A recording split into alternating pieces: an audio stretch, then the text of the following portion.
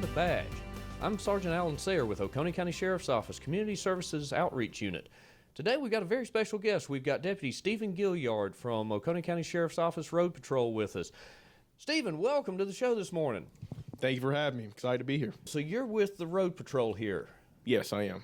Cool. How long have you been with Oconee County? I've been on Oconee County since the end of 2020, about 3 years now. About 3 years also. Now, have you been on the road the whole time? I have, yes. So one of the things that we're kind of doing this month is in celebration of Black History Month and everything else, we wanted to hear your story and the successes and everything. So, Stephen, tell us a little bit about kind of how you got to where you're at now. Well, as a kid, I was one of those kids who every time I saw blue lights or police officers or anybody in uniform, I got excited. And I actually went to church with a former investigator at the Sheriff's Office, Jerry Moss, and we would be in church together, and I would just stare at his gun, and I would just ask him questions about his job, and it really got me really excited to want to get into law enforcement. So he mentored me, and he answered a lot of questions I had even growing up. That's my journey, and here I am. So you've known him all your life then? My entire life, yes. Now, do you have any other family in law enforcement? I've had a cousin. She used to be in law enforcement. From what I understand, she was at the jail somewhere, and then she worked on the road at some point. But that's to my knowledge, the only family member I know that's in law enforcement. So you're from Seneca? Yes. You've got a lot of family still here? Yes. Actually, most of my family are local, within 30 miles of Seneca and everywhere. So a lot of my family's local, so it's easy to be able to communicate and stay in touch with them. Good deal. And it's good to have a support system locally as well. Absolutely. So you talked a lot about your mentor growing up being Jerry, and you've got some family connections, but was there anything specific that happened or anything that kind of led you to become a law enforcement officer, or anything kind of really stick out of it, anything like that? I've just always wanted to help people, and that was always engraved in me, but nothing specific. I think it was just, the entire situation happened with growing up in school, being exposed, doing ride-alongs, doing research, and it's just one of those things that tugs at your heart, and you just got to go do it. It's hard to explain. Now, so after high school, what did you do after high school? After high school, I actually joined the Army National Guard. So after high school, I went into basic training, then I did my job training and all that, and that took about 6 months. And then after I finished at my duty stations, I returned back home to serve in my National Guard unit here in Seneca. So you're still in the National Guard? I am, yes. Good, and thank you for your service. We always love to hear, the stories of veterans like yourself, those who have served, and we really appreciate your service. So thank you so much. Thanks for all your support. It means a lot. Your time in the military, so how long did you spend in the military? So as of now, I am about 5 years in. I signed a 6-year contract, so I'm still, making a decision on whether I'm a re-enlist or in my career, whatever that may be. So I'm in 5 years in. So you got 5 years in. And then, so you started in law enforcement in 2020. That's correct. How did you choose Oconee? Well, before I graduated high school, I had 2 law enforcement instructors, Robbie Morris, who was also a former deputy here, and Stephen Jenkins, who was a retired captain here as well. And Stephen would always just tell me, he said, come on to Oconee. He said, when you turn 21, you give me a call, we'll help you get a job. So Oconee was the only agency I applied for because I wanted to work here. And you love it, I'm assuming. I love my job. It's a job that I still get excited to put this uniform on, driving a patrol car, and I still love what I do. So can you walk us through a little bit about what do you do every day on the road? Every day is different. I work Bravo shift, which we are a strictly day shift. We work 7 a.m. to 7 p.m. And for us, typically the mornings could be extremely busy, or the mornings can be nothing's going on. You get a variety of calls, shopliftings, domestics, property crimes. You never know what you're going to get. So no day is the same. It's hard to explain, but that's pretty much the day of a patrol deputy. So you respond to 911 calls, You respond to take reports. What if you had to offer a suggestion to the members of the community? What's one thing that you see as a road patrol officer? If you'd like to, send a message out there. I like people to make aware that if it seems strange, it is strange, and to give us a call.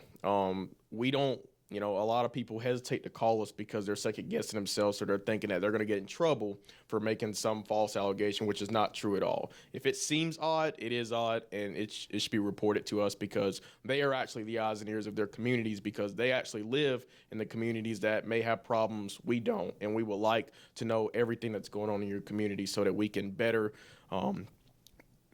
stage how we patrol, how much we patrol, and ultimately get criminals off the street. So a lot of it is, you can't be everywhere at the same time. Correct. Yes. I'm actually assigned to the Seneca beat. We call it the 6-3 beat. I cover Seneca, the outskirts of Seneca City, Fairplay, and Townville. That's my area. We're county deputies, but we're giving a specific part of the county because the county is a large geographical area, and it's we actually are sectioned to help with response time. Well, and it helps too. You become more familiar with the folks in your community. You Yes. become more familiar with, like you said, what looks strange because you patrol that area a lot. Yes. So I guess you get out and engage with the community and talk with folks on a daily basis. What are some of the things that you kind of try to do to, get more involved in the community? Well, for me personally, this is something I've started doing recently. There are 1 million gas stations in the county.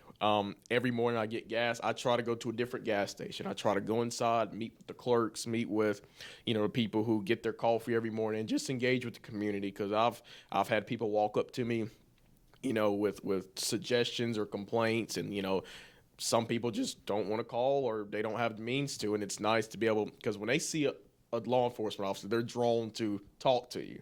And they'll tell you anything from they used to be in law enforcement to, thank you for your service. They'll buy some snacks for you, whatever the case may be. So I try not to keep a routine. I go somewhere different to show presence. And this has helped you not only solve some cases, I'm assuming. Yes. Prime example, I was watching video footage inside of one of our local grocery stores, and a customer who was buying drinks was looking over my shoulder on what I was watching, and he identified the suspect who had just committed a crime that morning. So the community, the community knows the criminals just like we do. So that's why we want to encourage them to get involved. And sometimes it's okay to share, hey, look, do you know who this guy is? Do you know who this girl is? Because we don't know, and they may or may not know. And that really goes hand in hand with, the sheriff's vision and our mission of building the partnerships to provide a safer community and to promote a safer community. That's correct. And this is everything you're doing sounds like a wonderful explanation of how you guys on the road are doing that and how all law enforcement's doing that. Yes. For somebody who is looking to get into this career, what words of wisdom or guidance would you give them if somebody wanted to pursue this career? My best advice is you're going to be nervous. You're going to be scared. It's a new vision in life. Sometimes you just got to just take a leap of faith and go do it. Because the worst thing that I hate hearing is somebody who tells me that, they wish they've done this. They live it with regrets. I wish I did. I wish I did that. I wish I didn't let family or friends hold me back. So the worst that'll happen is if you get into this line of work and it is not what you expect, you can just resign and nothing will happen to you. So if this is what you think to do your research, go apply, go take a risk, go make it happen. Because we'll love to have you. Now, were you nervous when you first started? Absolutely. What made you the most nervous? Like, what were you scared of at first? I was scared of failing. I was scared of not making it. I was scared of the people thinking that I was incompetent, not able to do this job. I was scared of, misjudging what my heart wanted to do. I was just scared of failing. But, I realized that they walk with you because they understand that this is a completely new field, and they walk with you for you to be successful.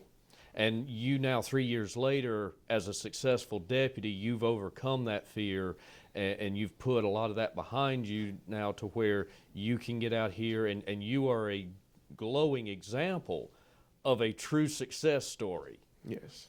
Well, Stephen, thank you so much for being here with us today. Guys, we hope you enjoyed this video. If y'all like this, make sure to click the subscribe button below at the bottom of the channel down there.